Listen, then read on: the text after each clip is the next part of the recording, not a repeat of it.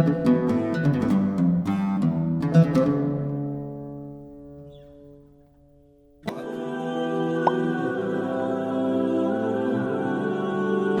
sahih riwayat Imam Muslim.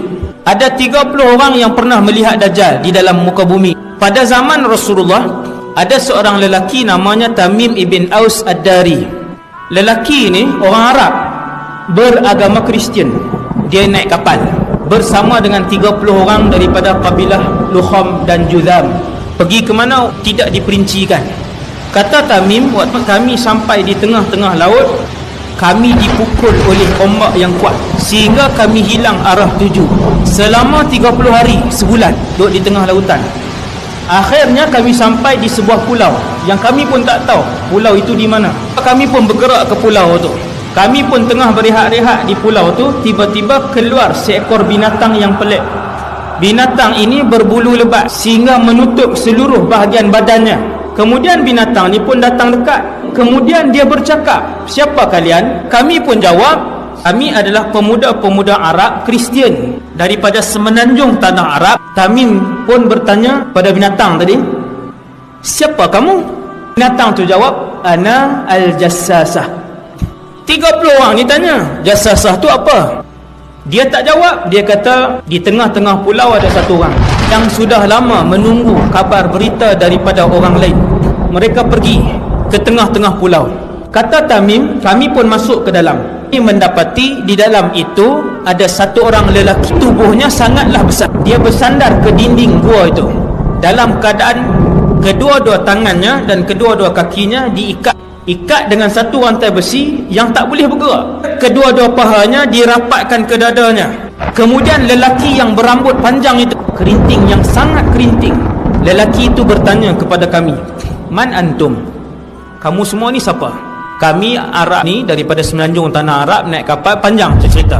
Kemudian kami pun tanya kepada lelaki tadi, "Siapa kamu?" Jadi dia tak jawab. Kemudian dia tanya beberapa soalan, 4 soalan. Soalan pertama lelaki ni tanya, "Kamu semua tahu tak tentang Tasik Tabariyah?" Yang ramai-ramai ni jawab, "Tahu." "Macam mana keadaan Tasik itu?" "Oh, airnya masih banyak." Lelaki ni kata, "Satu hari apabila kamu tengok Tasik itu hampir kekeringan, maka ketika itu aku akan keluar." Tasik Tabariyah ni Tasik di mana? Sea of Galilee. Tasik ni ada di Israel. Tuan-tuan boleh tengok Tasik itu hari ini setiap tahun dia mengalami kesurutan. Dia tanya soalan yang kedua, "Bagaimana keadaan ladang Baisan?" 30 orang ni jawab, "Ladang tu masih berbuah, kurmanya banyak." Laki yang kena ikat tu kata, "Satu hari ladang itu tidak akan lagi mengeluarkan buah." Ladang Baisan di Palestin. Ladang Baisan 1400 tahun yang lalu dia ladang kurma. Hari ini 2017, ladang tu dah jadi tanah lapang. Dajjal kata, apabila kalian melihat Nakhlu Baisan tidak lagi mengeluarkan buah, maka ketika itu zaman untuk aku muncul telah hampir. 3.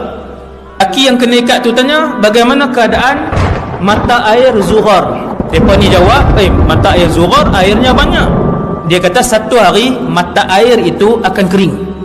Yang alim yang menafsirkan dan mencari Ain Zughar ni adalah mufti Mesir yang lepas, Dr. Ali Jum'ah. Dia buat kajian dan mereka mendapati Ain Zughar itu merujuk kepada Laut Mati.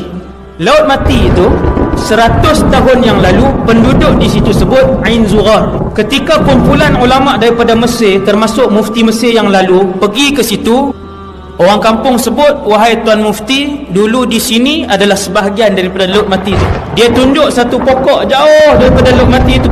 Dia kata, "Wahai Tuan Guru, dulu di pokok itu, situ masih lagi digenangi oleh Laut Mati. Dan hari ini dah mula surut."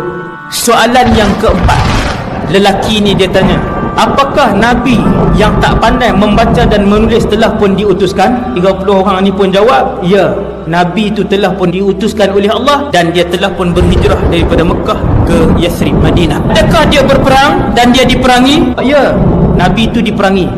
"Adakah dia menang?" Dia pun jawab, "Ya, setiap kali peperangan dia menang." Maka lelaki itu pun kata, "Alangkah beruntungnya siapa yang ikut Nabi. Sesungguhnya," kata lelaki tadi, "hanya kalian sahaja diizinkan oleh Allah untuk sampai ke pulau ini, dan aku yang diikat ini ialah Al-Masih Ad-Dajjal."